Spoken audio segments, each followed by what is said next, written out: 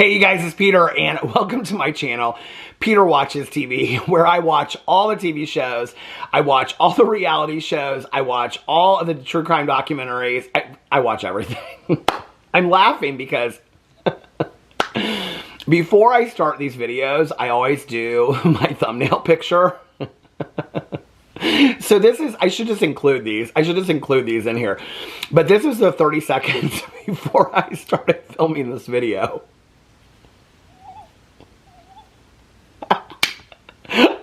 That's like the 30 seconds before I film any of my videos over on this channel. Anyway, how are you guys doing today? Thank you so much for watching this channel. I'm having such a blast over here watching TV shows and covering TV shows. So many of you guys give me great recommendations for TV shows, and I just want to say, I mean, I've finished so many TV shows recently.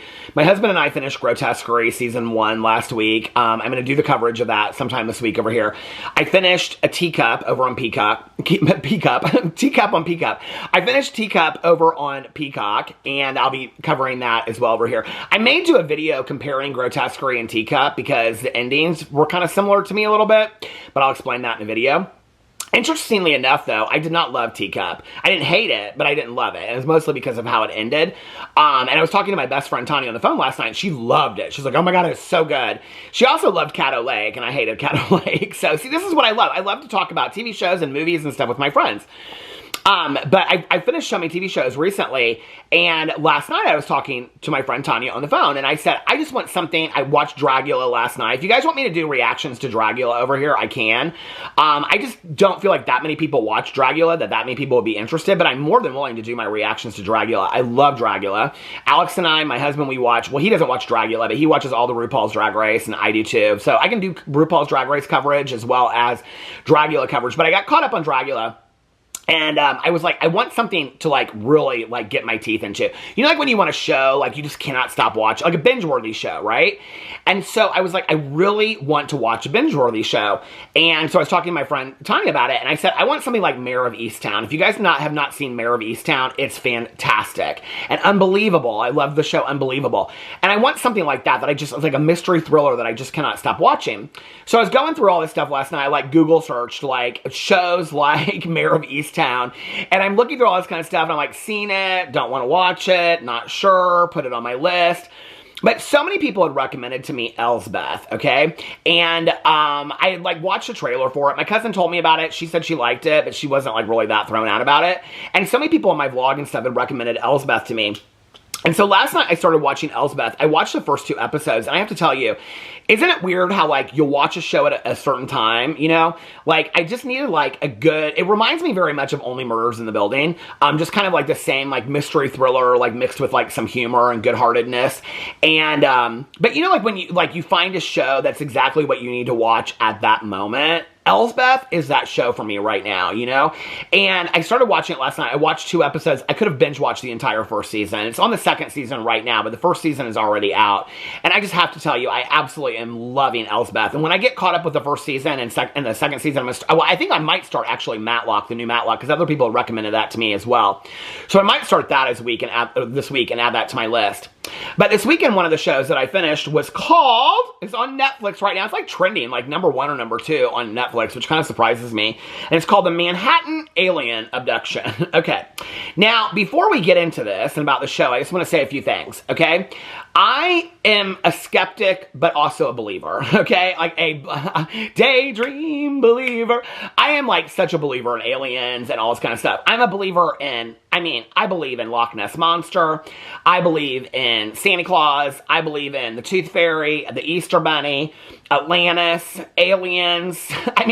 There's not a whole lot. Bigfoot is, I don't know why, but there's apparently this documentary called Sasquatch, and I've never watched it. It's supposed to be fantastic, but maybe that'll change me. But like Bigfoot's like one that I'm not really interested in, and I think the reason why is because when I was a little kid, for Christmas one year, my dad gave me this big, like, Bigfoot thing that was, like, for snow, and you could go and you could put it, like, in the snow, and it would look like Bigfoot, like, was, like, these tracks, and my cousin Caroline and I, we went, like, all around the neighborhood, and we're putting Bigfoot tracks up everywhere.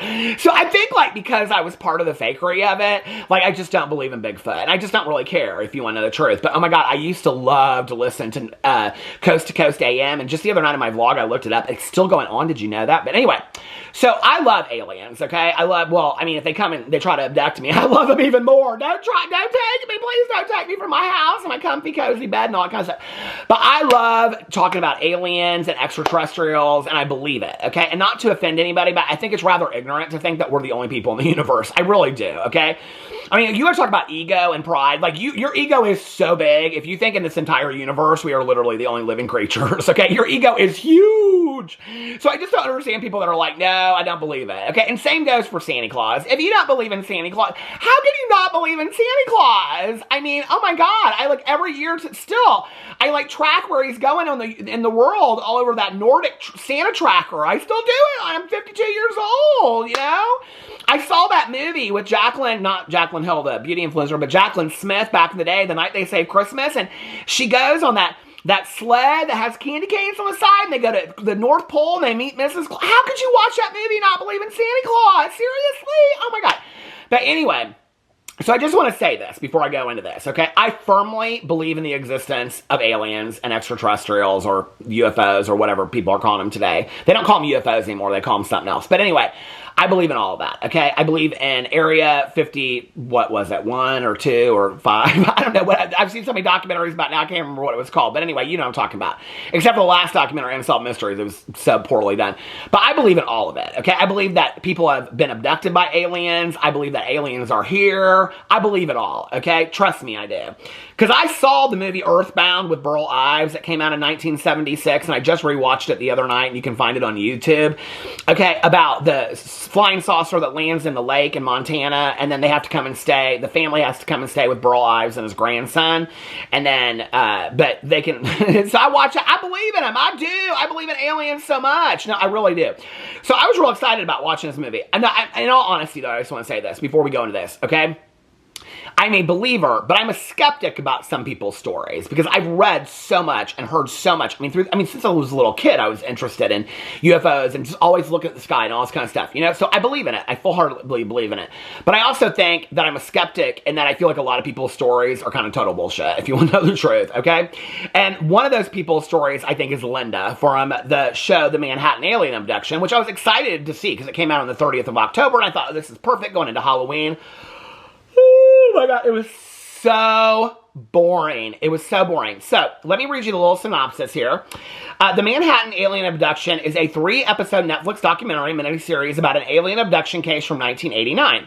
It was released in the United States on October 30th of 2024. And synopsis, Linda Napolitano alleges that in November 1989, she was abducted by aliens from her Manhattan apartment. The series covers the promotion of her case by Bud Hopkins, who was like this alien expert, okay? So this is how it starts. It starts with Linda sitting down, and she is the victim of the aliens, and she's been abducted. Not once, not twice, but many times since she was a little kid, okay?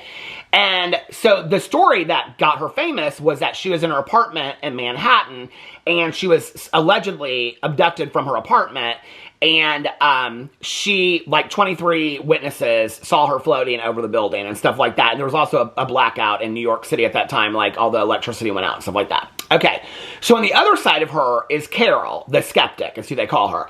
And she was a filmmaker that was married to Bud Hopkins. That Bud was doing like regression hypnotherapy on a lot of these people that said that they were abducted. And so she filmed all of this because she was married to Bud at the time and was very interested in it. Her and Linda were even close at one point. But then what she started realizing was that Bud, because he was writing this book called Witness that ended up becoming very famous, and they were going to make it into a movie, and he was hoping that Sharon Stone could be cast in it. They even showed like a little clip from Basic Instinct, and Linda was like, well, I'm not really like Sharon Stone. No, you're not. You're a little bit more like Faye Dunaway. I think she looks a lot like Faye Dunaway, especially in her younger years. And she can sing too. She sang her song. She got her track in at the very end, her song from her musical group that was a one-hit wonder way back in the day. Now, if you haven't seen the show, okay, Linda, who was abducted, I don't know how old she is now, but she is very much like Sylvia Brown, the psychic's long-lost sister. She sounds like she smokes about 5 packs of Reds a day, and she's like this, like, I don't care what Carol, this skeptic, says about me. If she doesn't want to believe me, she can get fucked. That's kind of how she is through the whole thing, okay? You don't threaten Linda. I'll tell you right now, you don't threaten Linda, you don't threaten her family. I'm telling you right now, I'm from New York, okay? And I've been abducted by aliens, and I don't care what anybody says. So anyway, that's kind of Linda, right? Then there's Carol, the filmmaker, that comes from this, like, evangelical Christian family where she couldn't challenge anything, and then she broke out. She became, like, this beatnik hippie, and flowers in the air, and no, that was The Way to San Jose. What was the song about flowers in your hair in San Francisco? That song. And then she ends up marrying Bud Hopkins, who's this, like, alien expert, okay? And he interviews all these people, and he has these support groups for these people that are abducted in his apartment. I mean, I'm watching this, and, like, I'm really into it, right? And I'm kind of like, but can you fucking imagine, like, if that was your life? Like, you literally, in your living room, you're cooking dinner in your kitchen, and the living room is a support group for abductees of aliens. And I know somebody out there that was abducted by an alien is really offended by me saying it. Just think about how weird that world would be for you, though. I'm sure it is for you, too. I hope you weren't probed up the ass, okay? I just hope you weren't. Linda wasn't probed up the ass. She was probed up the nose, okay? She got something in her nose that it looked like she had surgical stuff done to her nose. So I'm watching this. And so what happens is that Linda starts working closely with Bud, okay? Because she's like the perfect specimen. And so he starts doing all these extensive interviews from her. She's been, ever since her childhood, there's been aliens around, and they've abducted her multiple times. They're trying to, like, come after her kids. And then at one point, she gets kidnapped by these two men, and this one guy that's an ambassador, even though they never fact-check that. I thought that was weird for the documentary. That would be kind of an easy fact-check, you know? These three guys kidnap her, and she's wired, and they're like, are you wired? She's like, I'm not wired, and all this, anyway.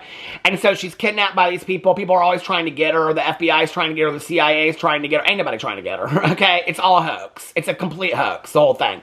And Carol calls her out on it, because what Carol believes is that Bud is choosing, because she starts going through and looking at the evidence, and what she realizes is that Bud Hopkins, her husband, the alien expert, is cherry-picking evidence to put in his book, all surrounded around Linda, to make it look like aliens exist. And so she starts questioning his authenticity and his validity. Now, if you want to see a perfect example of gaslighting, not in 2024, but in 1990, go back and watch the clip where Bud talks to Carol in the living room, and she's asking him questions about it, and he does this word vomit salad that is so confusing to me. I was like, she's literally sitting in front of a narcissist, okay? That was also obviously in love with Linda. You could tell that he was in love with Linda, because Linda would call him and she'd say, yeah, Bud, I'm sitting here drinking a cup of coffee, having a cigarette, but about 10 minutes ago, I was just kidnapped, and they took me down Cherry Lane and across the bridge into Brooklyn, and then they brought me back, and the whole time I was screaming, I'm okay, yeah, Bud, I'm okay, but now I'm back. And I thought we could do some of that hypnotherapy stuff. And then he's like on the phone, and he's like, oh, Linda, are you okay, Linda? Oh, Linda, come over right away. And she's like, yeah, Bud, I'm on my way over right now. I'm going to be over there. Yeah, I got to put on some makeup and do my hair, and then I'm going to be over there. What? Kidnapped? What? Yeah, I was kidnapped, but I'll be over there. I got to put some makeup on and go pick up a deli sandwich. I mean, that's how she is for this whole thing, okay? There's no way to believe this woman. She's a fraud.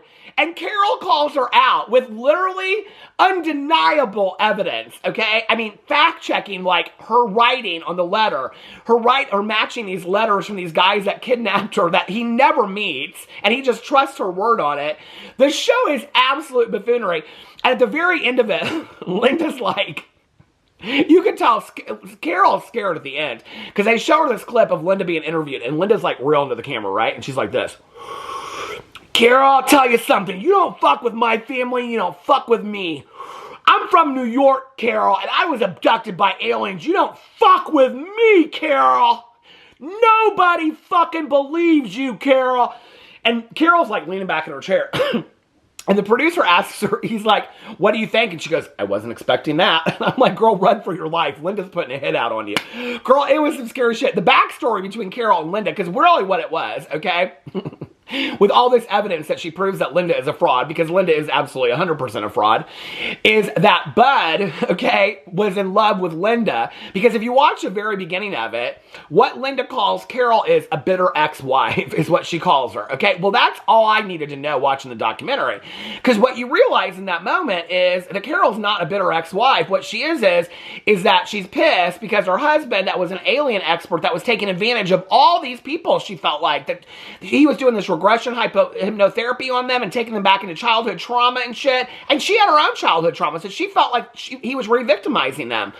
And so she was like, I have to advocate for these people. And she wrote this article about it coming out against her own husband. But what it really was that Bud Hopkins had the hots for Linda, okay? And Linda saw Bud Hopkins as a way for her to get famous because this song that she put out when she was in high school never really made the charts, okay? Which is why at the end of it, she's in her, like, her Juicy Couture sweat outfit, okay? And she's like, and we were one of us, and I was... It's so bad. This documentary, it's like...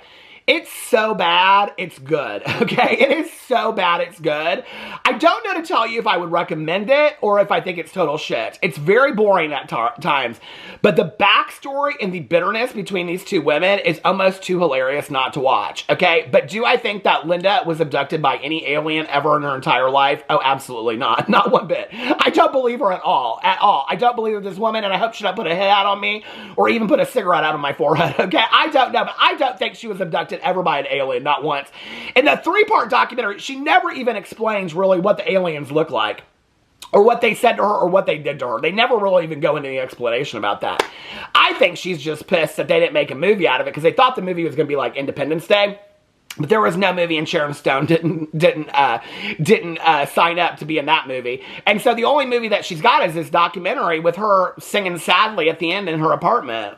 It could have been you and me, bud, but it wasn't. It was you and Carol, the bitter ex-wife. But anyway, did you watch it? Let me know what you think in the comment section below. I love you guys, and I will see you tomorrow. Bye.